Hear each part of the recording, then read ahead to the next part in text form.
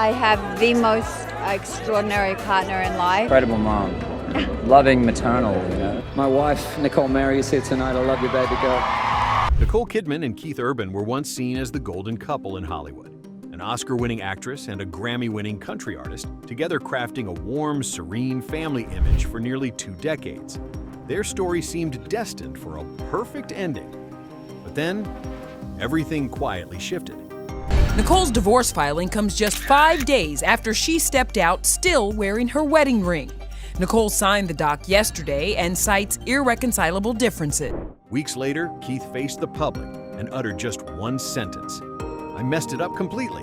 No blame, no excuses, just the raw admission of a man who lost the most precious thing in his life. So, what really happened between them? When did their love start to veer off course? Why did a love that once saved a person become something he could no longer hold on to? Stay tuned. The cracks between Keith Urban and Nicole Kidman didn't appear overnight. Looking back, the pieces of their growing distance were there early on, only neither they nor the world wanted to see them. In 2024, at the American Film Institute's tribute event, Keith, voice-breaking, told thousands of attendees, "You saved me, Nicole." That moment was hailed as proof of their profound love. But now, in hindsight, those words carry a heavier meaning. Keith wasn't just grateful, he was dependent.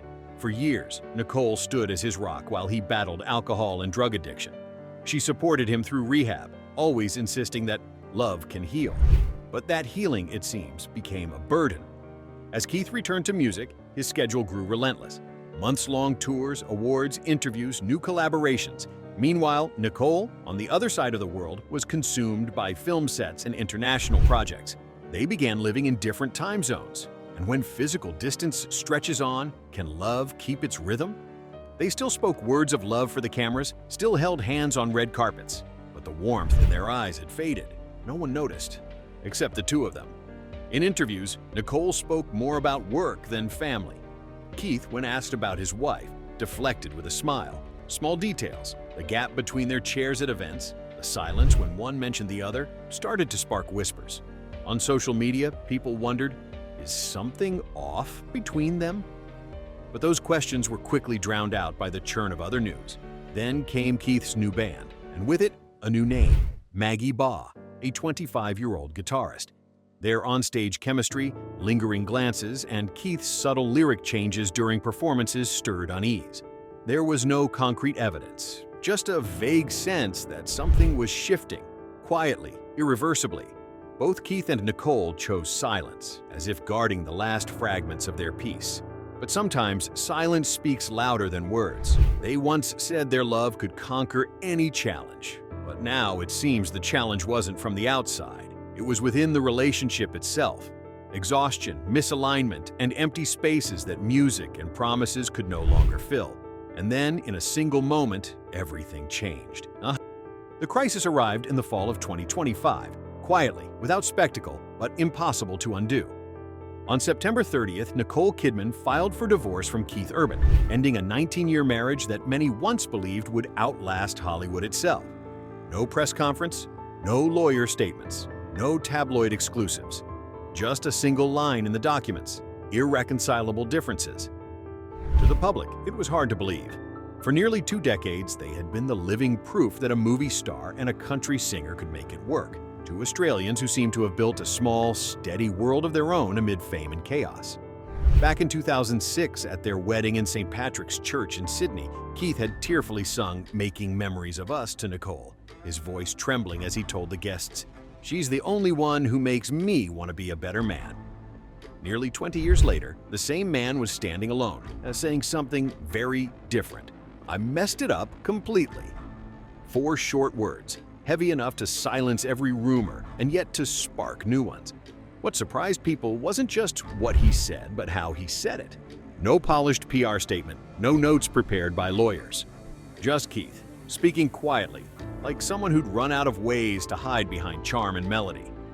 "I blew it to smithereens," he admitted, a phrase unfiltered and raw, the kind of honesty rare in a world built on image.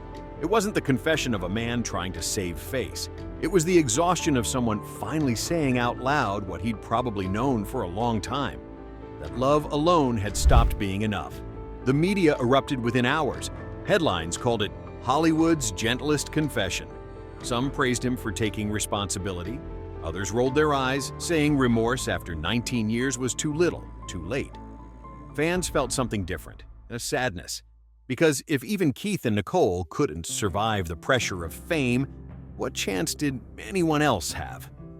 But the question lingered. Why now?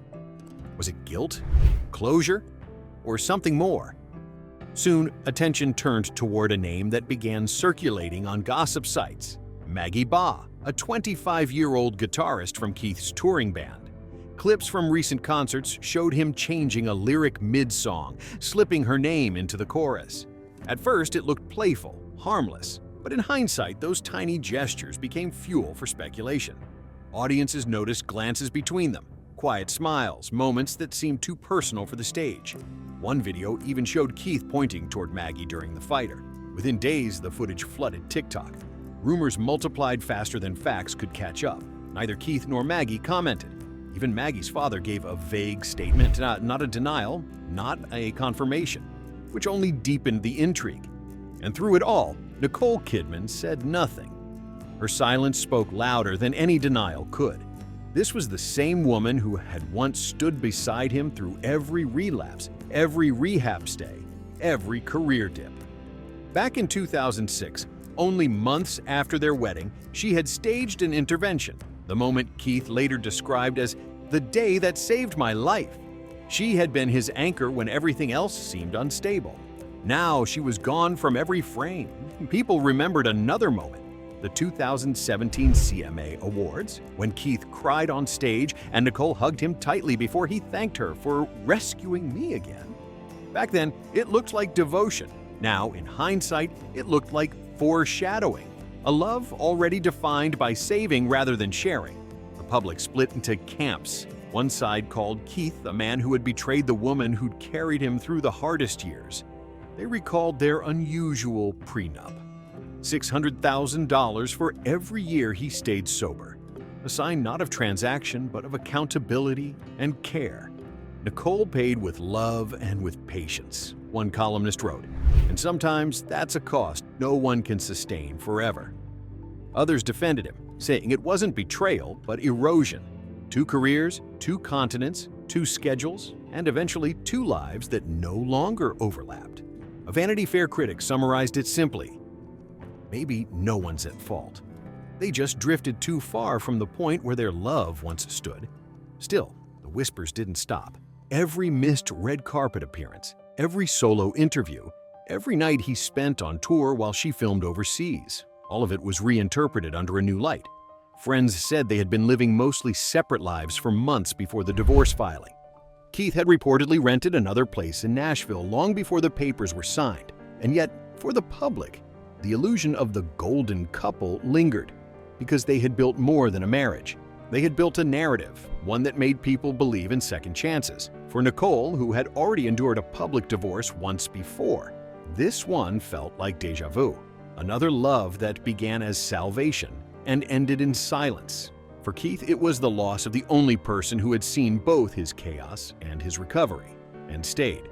A month later, he appeared again, not on TV, but on stage in Nashville. No announcement, no press invite, just a small crowd, an old guitar, and a quiet voice.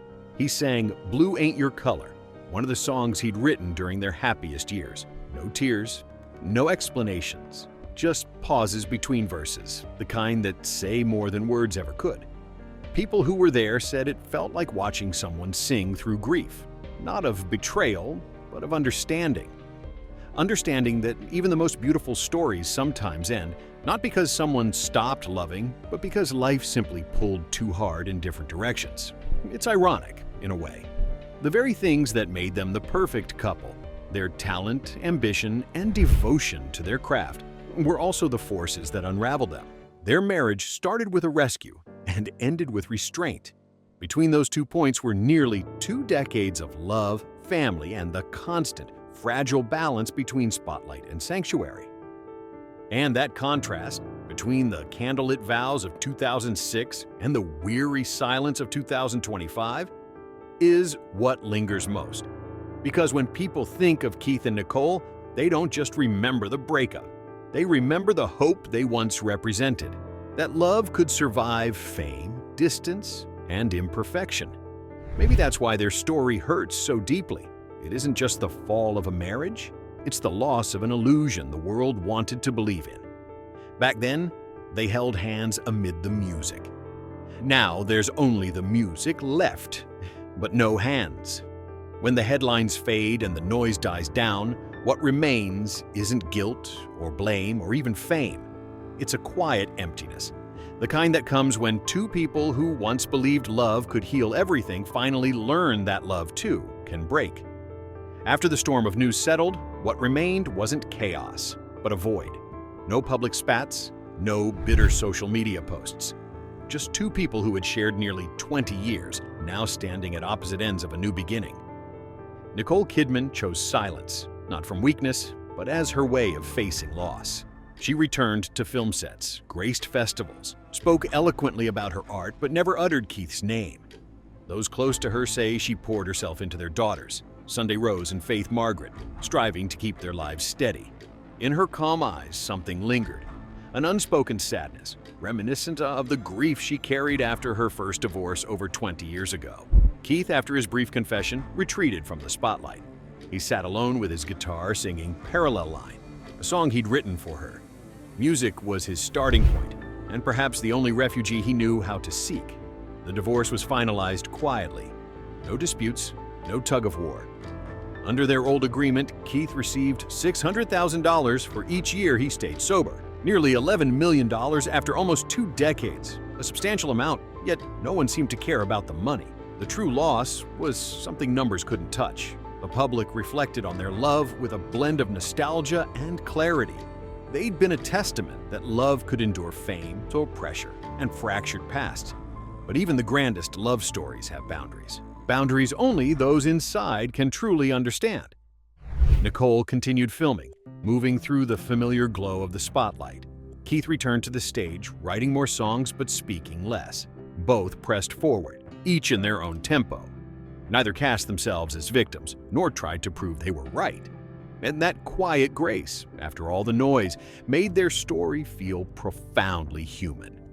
Ultimately, their tale isn't about a divorce. It's about two people who loved with all they had, only to realize that sometimes love can't hold everything together. They once pulled each other from old wounds, only to learn they couldn't rescue each other again.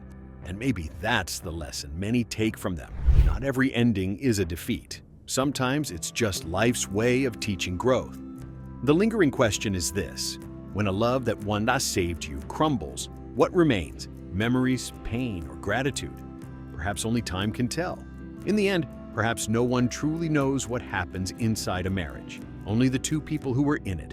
To the world, they were symbols of love, of resilience amid the spotlight and the trials. But to themselves, perhaps it was just two people trying to hold on, until they simply couldn't any longer.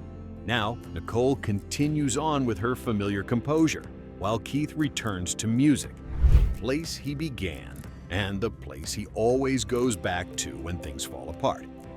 There is no winner and no loser. There are only memories, the songs, and a silence between two people who once believed love could save it all. And perhaps they were right. It's just that now that love has saved them in two different directions,